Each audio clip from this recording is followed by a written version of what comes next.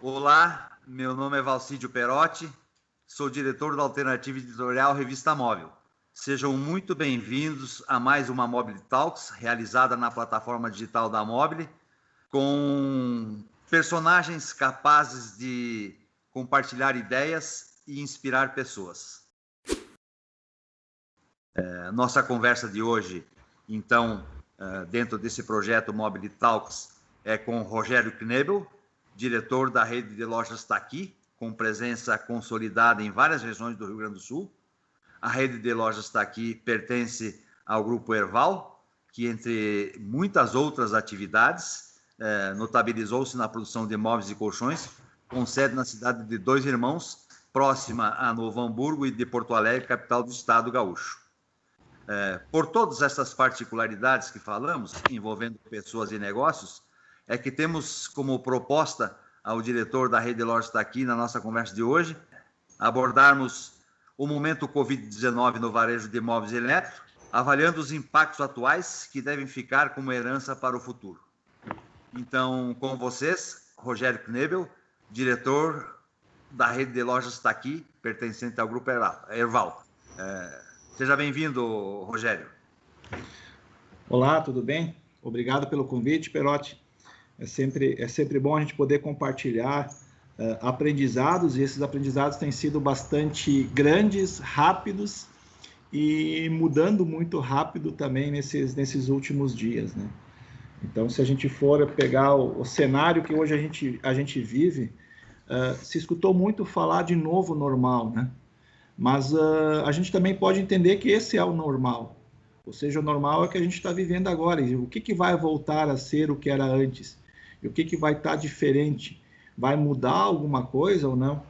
Então, foi um processo de reaprendermos algumas coisas que, de repente, pela não pandemia, e não que tivesse que acontecer a pandemia, porque isso ninguém desejava, né? Mas o contexto nos colocou a acelerar e, de repente, trazer coisas de volta que a gente estava acomodado em não fazer. Eu acho que a primeira coisa foi mexer num acômodo. Ou seja, querendo ou não querendo, a gente acaba se acomodando, a gente acaba fazendo o mesmo do mesmo. A gente acaba não inventando ou transformando a realidade que a gente tem. Então, assim, como já comentado em outros momentos, o primeiro momento foi de extrema, diríamos assim, surpresa, susto, porque quem poderia prever a gente, uma segunda-feira, em março, não abrir nenhuma loja nossa? Se a gente começar a pensar nisso hoje, ainda assusta, mas isso é um passado extremamente recente e que nós vivemos, e nós aqui vivemos como o mercado todo viveu. Você lembra que é esse 16 de março? Exatamente, na semana do 16 de março. Ali. Você que é lá do Rio Grande, nesse dia estava previsto para abrir uma grande feira em Bento Gonçalves também, né? E que dramaticamente foi cancelada na sexta-feira, de véspera, né? Exatamente. Inclusive nós, como do Grupo Erval, tem o segmento moveleiro, somos expositores de longa data dessa feira. O nosso stand estava pronto. A convenção da fábrica estava preparada e simplesmente foi cancelada em cima. Quem é que imaginaria que se cancelaria uma feira como o Móvel Sul, de abrangência não só nacional, mas de internacional em muitos casos, de uma hora para outra, né?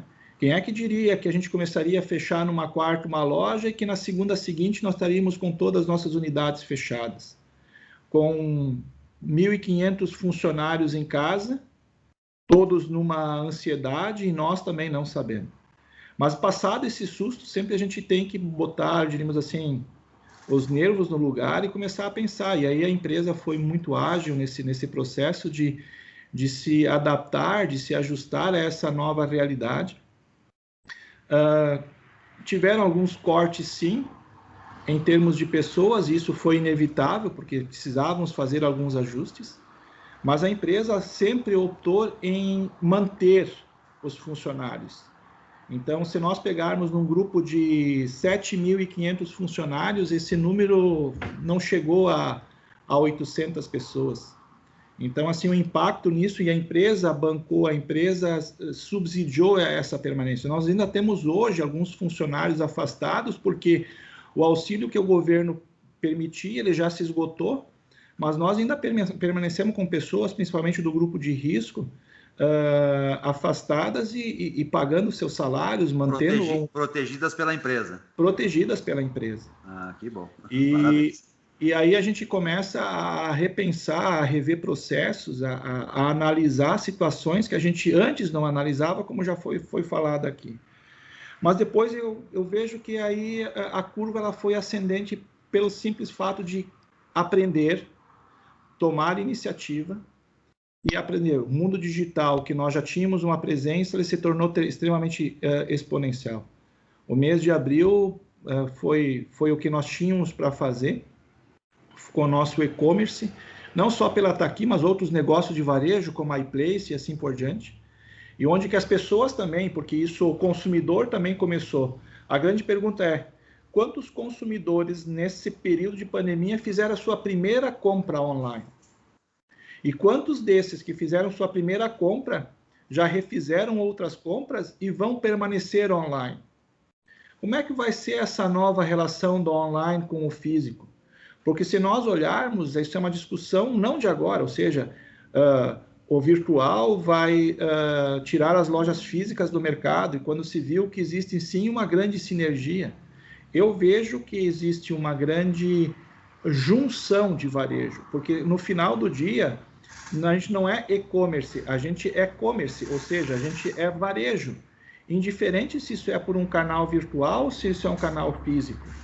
E por que esses dois não podem andar juntos e se complementarem, que é a grande ideia que se tem. Então, você entende que isso é uma herança que indiscutivelmente vai ficar. Vai ficar, eu acho que porque... No seu ponto de vista, isso você falava já no início da nossa conversa, né, Rogério? Isso é um fator positivo. Total. Provocou uma inquietação, um desacomodar-se do próprio varejo? Exatamente. Porque hoje, se a gente olhar quantos novos e-commerce surgiram no Brasil depois disso? Porque nós tínhamos empresas ainda que não tinham e-commerce, e são estratégias de cada empresa e cada um sabe o que faz. Mas é uma realidade que hoje está mais presente. Então, existe sim, e é algo que vai ficar, que vai permanecer. A gente não tem como dizer em que magnitude se vai se manter em patamares atingidos, se isso vai recuar, se isso vai estabilizar, ou se isso vai continuar numa crescente. Isso é muito cedo a gente falar hoje ainda. A gente sabe que algumas linhas de produtos já eram mais aderentes a um e-commerce. Vamos pegar o próprio processo, algo novo que aconteceu. A live, tinha live de músicas, ou seja, isso é algo que... Quem é que imaginaria que a gente ficaria em casa assistindo um show do seu artista preferido? E de diversos segmentos, não só de um ou outro segmento. Então, propriamente, quem é que diria que nós estaríamos investindo em live como um meio de comunicação de chegar nos nossos consumidores? Que a live se transformaria numa mídia, que um cantor conseguiria fazer uma live e atingindo 8, 9, 10 milhões de pessoas assistindo, onde esse mesmo ator, de repente, esse mesmo profissional antes atingia 1.000 pessoas, 2.000 pessoas. Então, será que vai continuar a live depois? Aqui não é só o e-commerce. Será que as pessoas vão continuar? Como é que vai continuar a relação, que a gente pode até discutir, das próprias pessoas? A nossa relação pessoal, ou seja, de nos relacionarmos com as pessoas, será que isso também não vai mudar?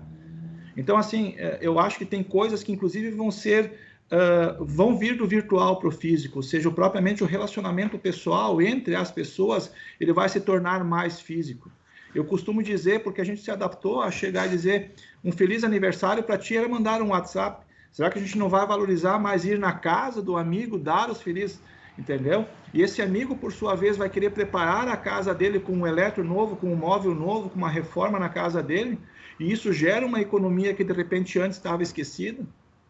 Ou seja, quantas coisas... Se nós formos olhar o mundo de informática, o mundo de informática foi reescrito pelo sistema de home office.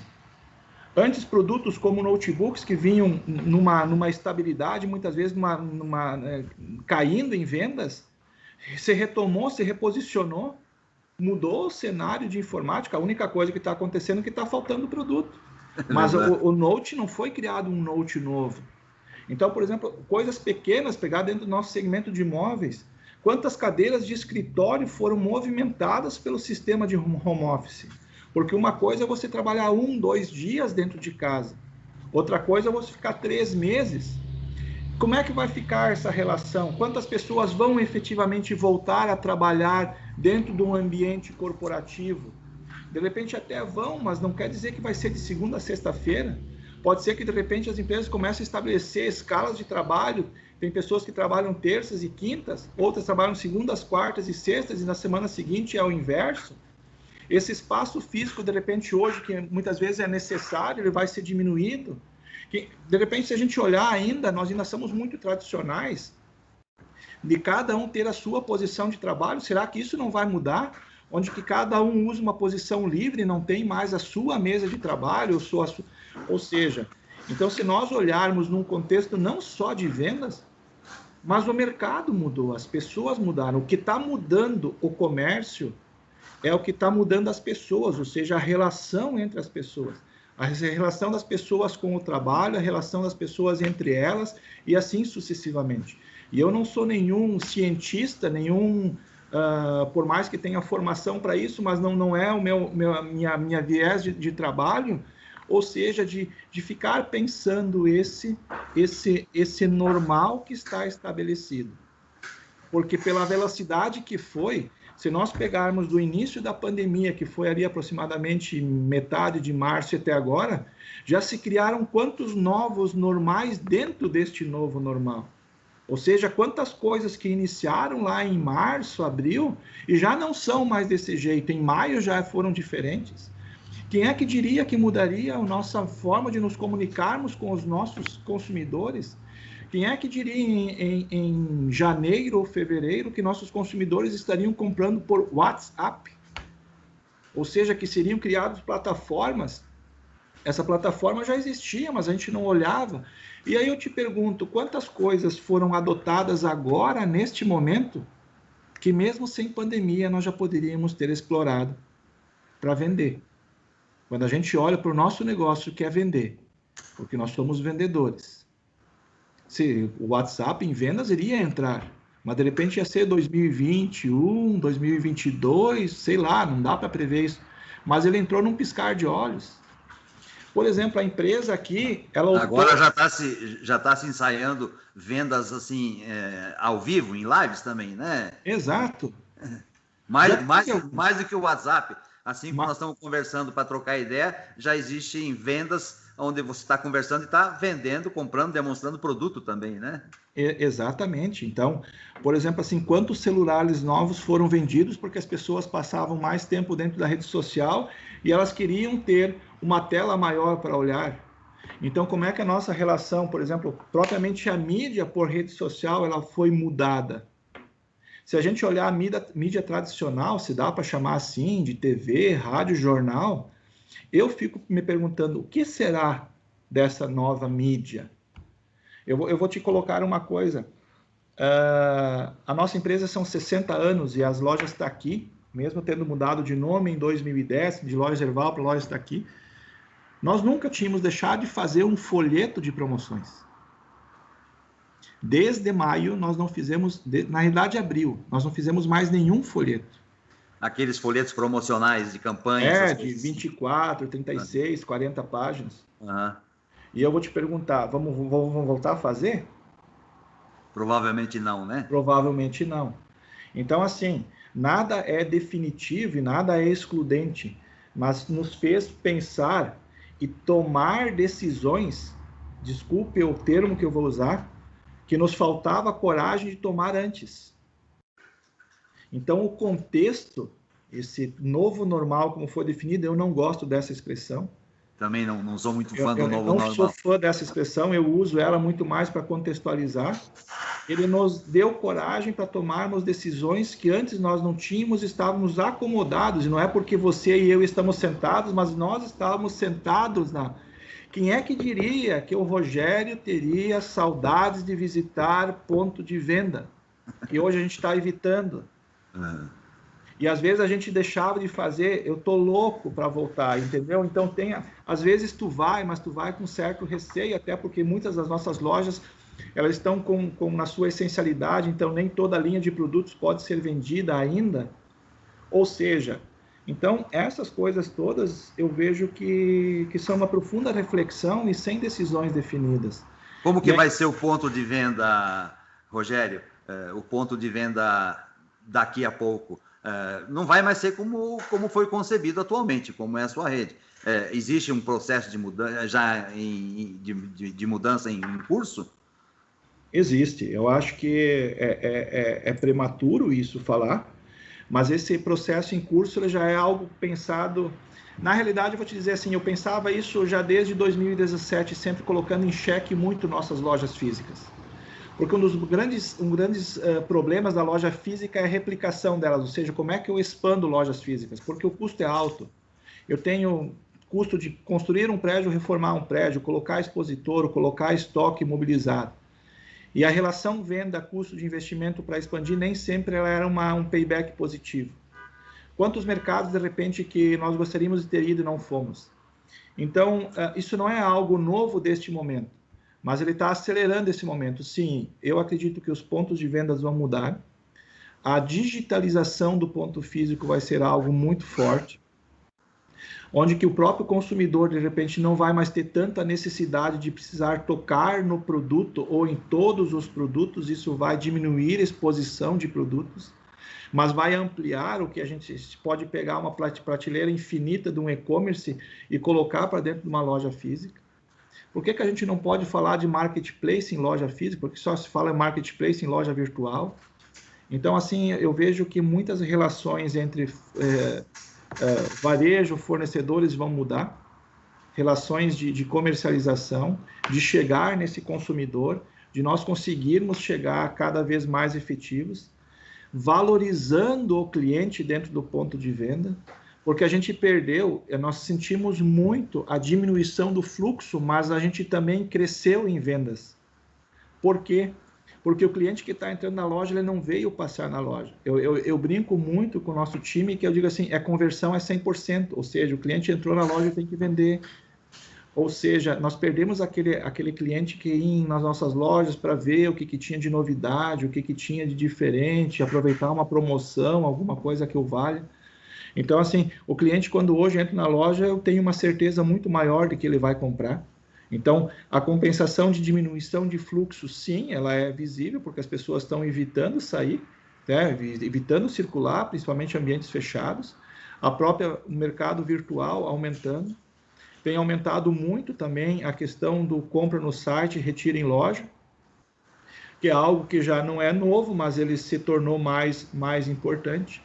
Então, assim, quem é que diria que hoje nós teríamos falta de mercadoria por parte dos fabricantes? Que isso também está gerando, de uma certa maneira, uma falsa inflação, porque é a lei da oferta e da demanda. Então, fornecedores oferecendo aumentos absurdos, então é uma briga constante entre tu aceitar aumento e ter produto em casa. Então, a seletividade em fornecedores, em relações de parcerias estratégicas também vai ser diferente, porque agora é um momento de a gente colocar. E por que não dizer? Porque não é um momento de a gente restabelecer coisas que lá atrás a gente queimava a margem, restabelecer margem, porque o varejo nos últimos anos a gente não percebia ações de restabelecer margens e sim de queimar mais, porque nós tínhamos liquidação de janeiro a dezembro, nós já tínhamos Black Friday em abril, nós já tínhamos varejos fazendo 3, 4 aniversários por ano, era liquida de Natal, e aí em fevereiro era liquida de Natal, e assim as coisas iam indo. Será que a gente não vai começar a estabelecer novamente um calendário promocional um pouco mais fixo, valorizando o Dia dos Pais, Dia das Mães, Natal? Então eu diria o seguinte, o que vai ser o Black Friday este ano? Porque, em primeiro lugar, eu preciso ter produto para promocionar. Até onde eu vou conseguir ir? Como é que vai ser? Porque isso é uma pergunta que eu me faço. Como é que vai ser o Black Friday de 2020? Como gestor de loja. Você tem que se perguntar assim, vamos fazer um Black Friday, mas sem estoque. E aí? Vale a pena? Até onde eu posso ir? Até onde isso é investimento válido? Como é que vai ser no Natal? Então, agora, eu acredito, e isso, de novo, eu estou me colocando nisso na primeira pessoa, eu vejo que vai ser um aprendizado constante. Porque ano que vem, eu vou te fazer uma pergunta, mas não para ser respondida, mas para ser pensada. Como é que vai ser maio de 2021? Porque nós restabelecemos a realidade de maio. Vai ter vacina? Não sei, provavelmente sim. De repente o vírus vai continuar existindo, mas de repente com menos, diríamos, exposição, né? Diríamos assim, com menos mídia, né? Então, como é que é essa relação? Então, se a gente for olhar, cada novo mês é uma nova realidade. Até a gente entrar novamente nesse processo. Porque se nós olharmos, nós passamos um Dia das Mães, que é uma data extremamente importante. Nós passamos um Dia dos Pais, que é uma data extremamente importante, num período de pico de pandemia. Um pico altíssimo de pandemia. E aí, às vezes, claro que a gente não quer meter política no meio, e não é a intenção, mas hoje a gente tem um problema muito sério de confiar no que nos falam efetivamente do vírus. E a população em si, a gente está percebendo que eles meio que encheram, desculpa o termo, encheram o saco de tanta informação que não se concretiza. Quantos picos de vírus nós já tivemos? Num país, numa dimensão como é o Brasil, que não dá para colocar com países do tamanho do Rio Grande do Sul que tiveram o mesmo problema. Se nós analisarmos, foi prematuro fechar lá em março? Não teria sido melhor fazer agora? Quantas coisas quebraram de lá para cá que não precisariam ter? Isso é difícil julgar. É difícil julgar quem tomou a decisão, porque eu vou dizer o seguinte, de repente o Rogério quer que as lojas todas sejam cheias, mas não quer assumir a responsabilidade. Isso quer que o governador, o prefeito e assim tenha. Mas quem é que vai assumir a responsabilidade se isso efetivamente der? Se fosse pelo meu desejo, com certeza, tudo aberto, tudo funcionando. Mas eu não sou ninguém para dizer isso, eu não tenho capacidade técnica. Então, assim, propriamente a relação, vamos pensar na próxima eleição municipal que o Brasil inteiro vai ter. Como é que vai ser um cenário de eleições, mesmo que municipais, num momento de pandemia? Eu vou te fazer uma pergunta. Como é que os candidatos vão se relacionar se eles não podem fazer o comício ou visitas e tem que ficar em casa? Ou isso vai mudar para fazer a campanha? Já estamos vendo isso na eleição americana, né? Que os hábitos e o comportamento estão tendo que mudar, né? Essa semana ainda, se não me engano, foi essa semana, na segunda, acho que teve uma grande convenção e foi totalmente virtual, né? Porque não deu para reunir, eu acho que era dos democratas, uma convenção do Partido Democrático virtual. Exatamente. Daqui a pouco nós vamos ter live de candidato a prefeito. Né? Vai ser mais ou menos assim que vai funcionar. É difícil, vai achar gente para assistir, mas tudo bem, né? Cada um tem os seus propósitos. Então, se a gente ficar na questão de varejo, mas é difícil a gente falar um pouco só de varejo, dentro de lojas, de eletro, porque existe uma mudança de contexto muito grande. A relação consumidor, a relação de fornecedor, varejista, consumidor, relação de mídia, estabelecer novos patamares, porque às vezes a gente machuca um pouco, que é um grande ativo das empresas, que são as marcas. Às vezes a gente acaba se agarrando muito à promoção e preço e esquece de valorizar qual é o propósito da tua marca e o que ela pode agregar de valor para o consumidor. Então, esses aprendizados eu acho que tem que ficar. Isso são coisas que não saem de moda, indiferente do período. Ok, Rogério, eu acho que a gente já teve um ganho muito grande na nossa conversa, os nossos internautas vão ficar bem satisfeitos. Eu gostaria de agradecer a sua participação, agradecer aí a direção do Grupo Erval por ter disponibilizado você para essa nossa conversa e deixo à disposição para as suas considerações finais. Bom, primeiramente eu acredito que em nome do Grupo Erval, das lojas Está Aqui, a gente quer agradecer a oportunidade, que sempre é muito importante a gente poder estar se comunicando e se comunicando de formas diferentes e com pessoas diferentes, com públicos diferentes. E a gente acredita que não existe o certo e errado, e sim o que existe é um resultado das nossas ações. Então, nós como grupo, nós como empresa, a gente tem se reinventado e tem visto que o mercado como um todo tem feito essa reinvenção, que na realidade ela já poderia ter acontecido indiferente de pandemia ou não, porque não teve uma grande inovação. O que tiveram foram grandes implantações e inovações que já existiam. Não foi criado algo totalmente novo neste momento, foi transformado para a gente usar. Mas a grande reflexão que tem que ficar é que se a gente precisa ter uma pandemia para a gente criar a mudança que a gente precisa. Será que a pandemia, a grande lição não foi de que nós precisamos a cada dia estar nos mudando num sentido de buscarmos resultados melhores, atendermos melhor os nossos clientes, gerarmos empregos, gerarmos receita, fazer a economia andar? Porque se a gente for pensar que se a gente precisa de uma pandemia, pode ser que seja um preço um pouco caro demais que a gente tenha que pagar.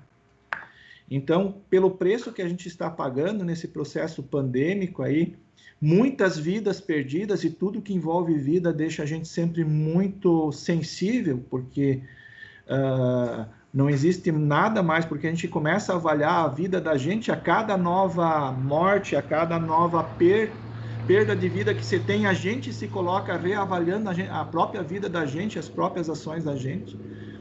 Então, acho que a grande reflexão é se nós temos que continuar pagando um preço tão caro para fazer melhor a cada dia. E se esse melhor já não poderia ter sido feito com um custo muito menor, se nós tivéssemos olhado para as coisas que já estavam ao nosso alcance, mas a gente infelizmente não estava fazendo, não estava aproveitando as oportunidades.